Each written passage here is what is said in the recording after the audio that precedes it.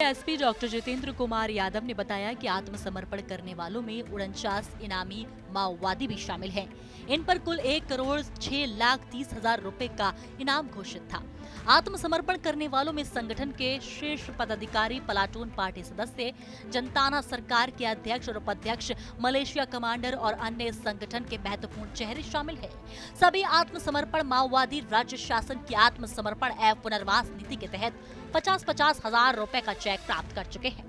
Police सूत्रों के अनुसार नक्सलियों के बीच बढ़ते आंतरिक मतभेद, विचारधारा से मोहभंग और लगभग शीर्ष नेताओं की मौत के कारण बड़ी संख्या में माओवादी मुख्य धारा में लौट रहे हैं। इस वर्ष अब तक बीजापुर पुलिस ने 421 माओवादी गिरफ्तार किए हैं और 410 माओवादी आत्मसमर्पण कर चुके हैं। ये आंकड़े ये दिखाते हैं कि राज्य में नक्सल विरोधी अभियान सफल हो रहा है और लोगों को मुख्य धारा में लौटने के लिए प्रेरित किया जा रहा है। मुख्यमंत्री छत्तीसगढ़ विष्णुदेव साय ने इस बड़ी सफलता पर संतोष जताते हुए कहा कि ये राज्य सरकार की लगातार नक्सल विरोधी रणनीति और सुरक्षा बलों की मेहनत का नतीजा है। उन्होंने कहा कि आत्मसमर्पण करने वाले माओवादी अब मुख्य धारा में लौटकर अपने जीवन को सुधार सकते हैं और समाज के विकास में योगदान दे सकते हैं। मुख्यमंत्री ने सुरक्षा बलों को इस कामयाबी के लिए बधाई दी और क्षेत्र में सकारात्मकता बनाए रखने के निर्देश दिए। जब से हम लोग सरकार में हैं तब से आप लोग देख रहे हैं कि नक्सलवाद के साथ खिलाफ में लड़ाई में लगातार हमारे जवानों को सफलता मिल रही है और 450 से ज़्यादा नक्सली न्यूट्रलाइज भी हुए हैं और पुनर्वास नीति भी हम लोग अच्छा दिए हैं तो उसका भी लाभ हो रहा है और लगातार आत्मसमर्पण करने वालों की संख्या भी बढ़ी है। 1500 से ज़्यादा पहले ही कर चुके थे, लेकिन अभी कुछ दिनों पहले 70-71 एक साथ आत्मसमर्पण किए और कल 103 किए हैं।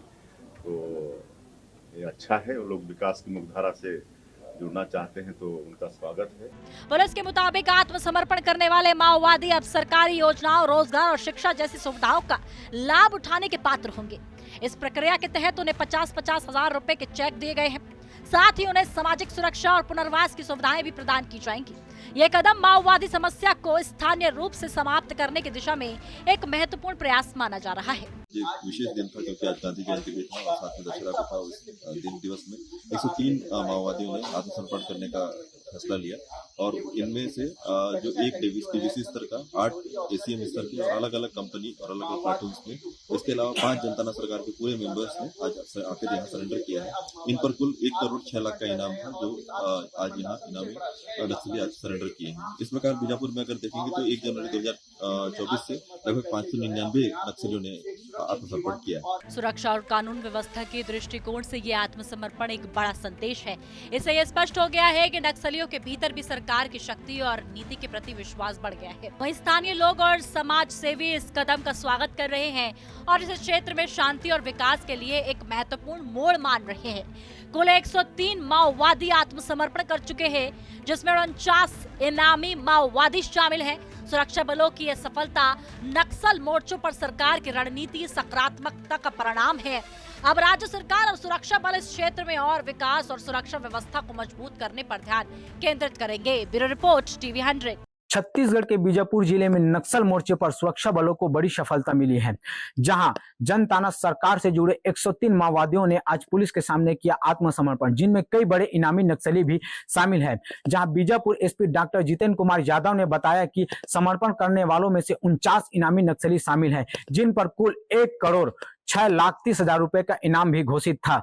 तो वहीं आपको बता दें कि समर्पण करने वाले माओवादियों में से संगठन के शीर्ष पदाधिकारी, प्लाटून पार्टी के सदस्य, जनताना सरकार के अध्यक्ष, उपाध्यक्ष, मलेशियन कमांडर व अन्य संगठन के कई अहम चेहरे भी शामिल हैं। वहीं आत्मसमर्पित करने वाले माओवादियों को सरकार द्वारा चलाया जा रहे आत्मसमर्पण पुनर्वास नीति के तहत 50-50 हजार रुपए का चेक यहां पर प्रदान किया गया है। तो वहीं बीजापुर पुलिस के मुताबिक इस वर्ष जो है 421 जो है माओवादियों को गिरफ्तार किया गया है और 410 जो माओवादी हैं यहाँ पर आत्मसमर्पण किए हैं।